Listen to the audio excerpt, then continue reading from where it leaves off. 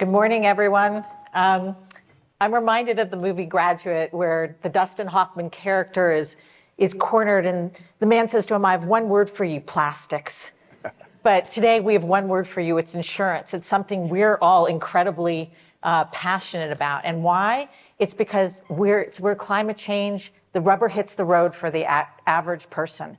We're talking today about home insurance, and everyone in this room probably has some experience with their insurance going up, or perhaps insurance preventing a home sale. It is now something that everyone thinks about and experiences. The first thing we're going to talk about, and do we have the slides? Is closing the protection gap. And what does that mean? And I'm going to see if I can get to the next slide. In 10 or 15 years, there will be regions of this country that can't get a mortgage. Now, I want you to think about that. And that's not by a random person. You see who said that? Jerome Powell, right? So we're talking about not tomorrow, but soon. A lot of Americans will not be able to get a mortgage. And why? They cannot get insurance. Well, why can't you get insurance? Well, the thing is, we have a problem. Climate change is raising risk. For a long time, insurers could know what your risk was. That's what insurers like to know. They like to know when they take money from you, how much they're going to have to give you back. That's changing. And it's changing so fast that they cannot keep up. So what we have now is more risk than we can insure. Now, there's always been a gap, but that gap is growing. And this is just some of the numbers. I'm not going to read them all to you, but early estimates are that 82% of Los Angeles wildfire losses will be uninsured. So think about that. And so here's what we're going to do a little bit for this panel. We think a lot about how to close that insurance gap. That is, people have risk, they need to pay for it, but that cost is changing and it's going up. And so there are a lot of ways we might close that gap. We might charge people more. For example, that could keep going up rapidly and get expensive. In some places like Florida, $18,000, your average on a $450,000 mortgage per year. That's gone up tremendously from $5,000 when I first started covering it. So think about that. That's almost tripling in 5 years. So we're going to try something new here where I've got two phenomenal experts, one who comes from the regulatory side of the world, one who comes from the business side. These are guys who think about it all the time because their livelihoods depend on it. And so I want to ask you, if you wanted to close an insurance gap, that is, you wanted more risk to be covered by insurance, what would be the first thing you do? Does anyone have any thoughts? Leslie, can I amend that briefly? Yeah. Not just more insurance, but less risk. Less risk. So the gap is a function of two elements: more risk, less insurance, or more insurance and less risk. I mean, you can combine many different approaches. So it's not just finance. And I want to focus on home insurance. So we're not talking about all the other kinds of risks that people have. Has anyone thought at all about what would make their home insurance go down? I see or a keep hand. it stable? You see a hand? Yes, go ahead. I'd have the insurance industry step in to amend building codes to make housing more resilient. Excellent question. And provide bridge financing capacity to connect the short-term increasing costs. Okay, you guys want to take that? Jay, you take it first since you're the regulator. Building codes are key to lessening this risk. The problem is, in many, many jurisdictions, building codes are at the local level, and even though that you might have a strong building code, if it's not enforced, it's a problem. So insurers, together with the regulators, are trying to get stronger building codes. I can tell you a little bit about what we're doing in Washington State to pass a building code for the wildland-urban interface throughout the state. But it's not insurers' job to tell the construction industry, you've got to tighten your building codes. We try as well, but we regulate insurance, not that. So it's a key part of it. How we get there is a little bit of an issue. Yeah, I would agree completely. I would say that that's probably, so what we're doing here, by the way, is Jay, as the regulator now, will indicate how much of the gap he thinks that fills. And then I will correct him. right? Your point is the right one, right? It's about reducing the risk at an asset level. And just to show you just how close we are to testing that theory, is there's actually an effort in Los Angeles. It's called the Los Angeles Delta Fund. And what we're trying to do is amass a capital, both philanthropic and return bearing, that will pay the difference between the insurance proceeds in building to the IBHS Institute for Business and Home Safety Standards at both the individual and community level. So, I think, Jay, this is actually a much bigger one because I think mine doesn't work. The government takes it from you, and then you got to beg for it back.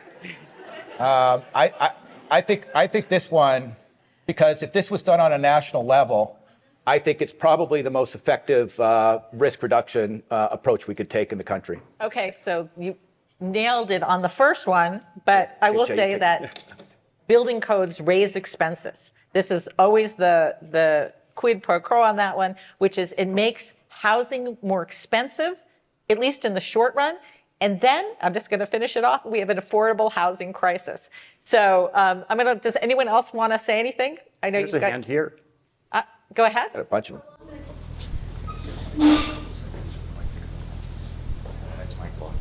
Okay. Go ahead. Hello? Just speak loudly. Okay. So he was talking about the building codes, but as somebody who lives in California, has had a house for a long time and is at fire risk, having some way to retrofit my house, right? So I could see, for example, my insurance company having some sort of an incentive for me to go back and retrofit my house to fit these new standards. Great Francis, question. I'm sorry. I'm going to let Francis, since he's an insurance guy. Yeah, I'm going to say we're talking about more insurance by having incentives from the insurance companies to retrofit. Your answer, Francis. There are great examples of this. Not so much in the wildfire yet, but if you actually down in Alabama and Mississippi, North Carolina just adopted, a few other states, right, Jay, the retrofit programs on wind, for hurricane, right? So we need to start seeing similar, and it's the insurance industry pushing for those. So we need to start doing the same on the wildfire because we know what you have to do to your home. I mean, it's about making sure embers don't get sucked up into your HVAC system and then brought into your house. It's about the roofing. It's about the zone zero right around the house. So we know what it takes. The issue, though, with wildfire is you can do everything that's needed, but if he doesn't do anything, you know what? This is really a community-based one. So I'm going to... I put here. And then I'm going to do this because I think that reduces risk. But let me point out something here. Let me jump in because you said what the insurance companies could do. And Francis immediately talked about Safe Home Alabama. That is a state government subsidy for people to retrofit their home. That said, I'm going to say that across the country, a lot of states are looking at what Alabama did. We're looking at it in Washington State, not for wind, that's not our problem, but for wildfire. And there's a lot of buzz among state-based regulators throughout the country about what Alabama has done and what else can they do. But that's not as much insurance as that is a government solution to help close this gap, which is, to be fair, that is going to be part of it. I have to say, everyone's being very nice to Francis over there in the insurance perspective. I mean, normally when I go to these things, people are pretty mad at their insurance companies.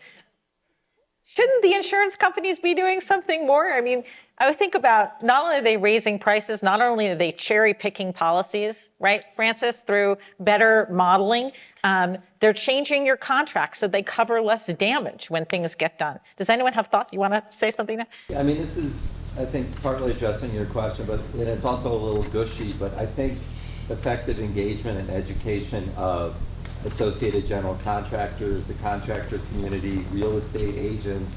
There's a big education process to soften the ground for whether it's insurance regulation or incentives to build back better. What I'd suggest with that, Dan, is what you're saying is that we're not approaching this as a system.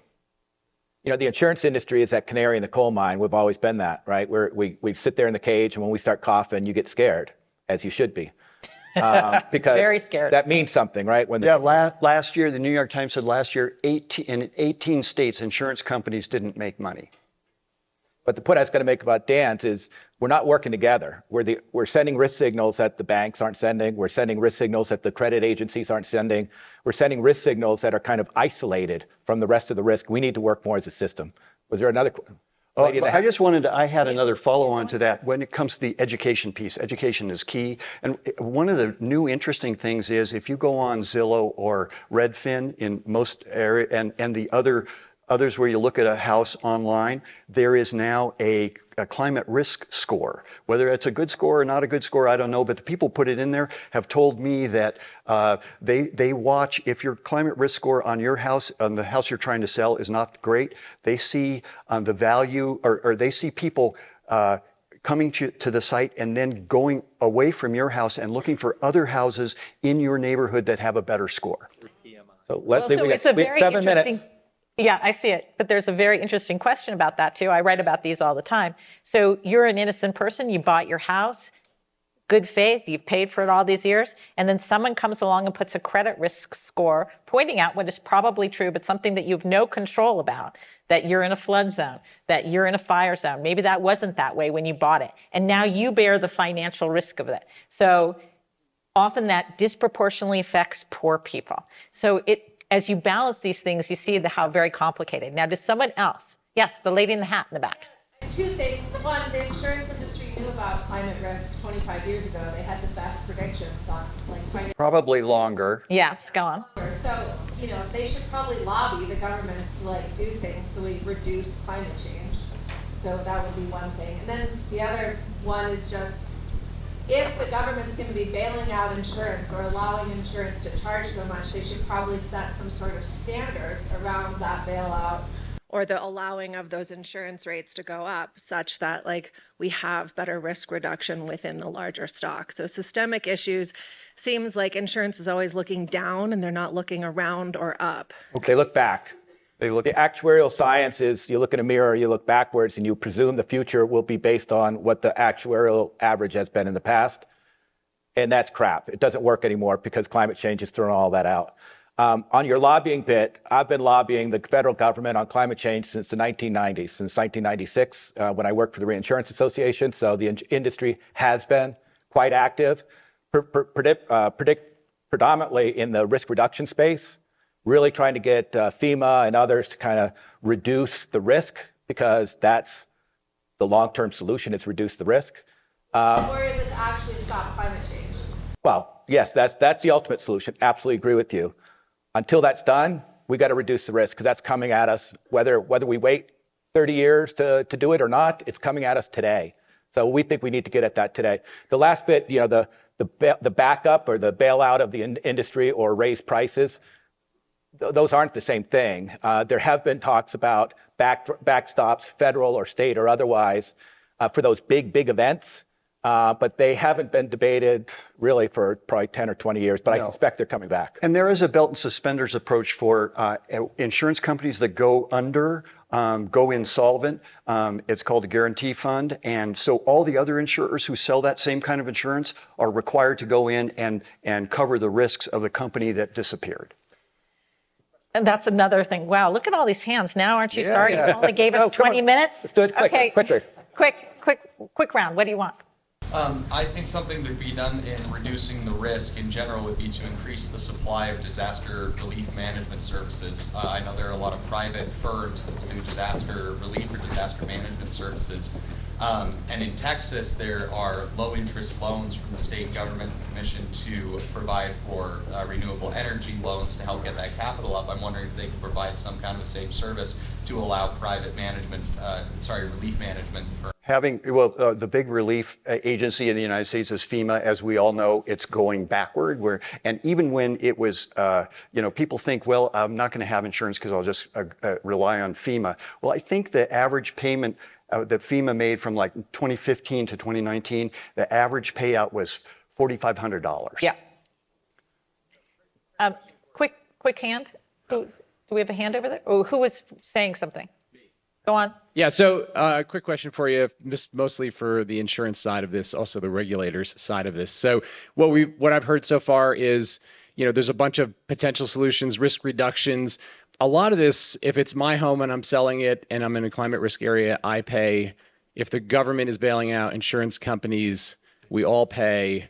There's a finite number of fossil fuel companies that have caused this. So are the insurance companies beginning to look at, or the regulators beginning to look at subrogation and other strategies so that I'm not paying for what the fossil fuel companies created? You want to take that? You want to take subrogation? Subrogation has begun to surface in the discussions at the regulator level because some academics and a common friend of ours who used to regulate insurance for California has talked about it. It's not really up there yet, and I think that's kind of a longer term solution, but it will be out there. Francis, do you have any comment on that? 1 minute and we're out. They're kicking us off just as we were getting going. Yeah. We hadn't even gotten to like the part where the audience jumps on us. Go on. And they took a minute away from us. Did you notice that? That says 2, that says 1. So, no, I have not heard of a kind of an organized industry effort to look at subrogation. To me, that starts to suggest that the insurance sector needs to play a regulatory role. I'm not sure that's the most efficient way. We played this game in Superfund and others, and the massive litigation costs that are associated with those type of, industry sectoral versus sectoral litigation. It isn't pretty, and it's not fast. I mean, that's going to be a 30-year litigation at the least. Okay. One quick question. Someone got it? Quick hand? Go ahead. I guess it's a little bit of a question or a comment. I think it's important to remember the role of insurance companies. They're a business, so they're not here to subsidize us or incentivize or And to your point, I mean, insurance commissioners across the United States. Insurance company fans, unbelievable. There are many. There are many. I love you. But what they do, what insurance regulators, part of their mandate is to make sure that the private insurance companies in their state remain solvent. And some states have done that better than others. Certainly, Florida with Citizens Property, which is a state-run insurance company because they don't have it right, is by far the largest insurance company in the state. And then others have much smaller residual markets. So that's right, but it's a tough balancing act. She had a question as well. I just wanted to add, we need to work very hard to prevent more climate change, but also the effects are here, so we also need to adapt. So that as insurance changes, we do need to find ways to change the way that we're building, retrofit. Well, that was part of the idea. That's- Well, yeah. I want to thank everyone. We would do insurance all day, so later on at the bar, if you want to find us, we're happy to talk to everyone. Thank Thank you all.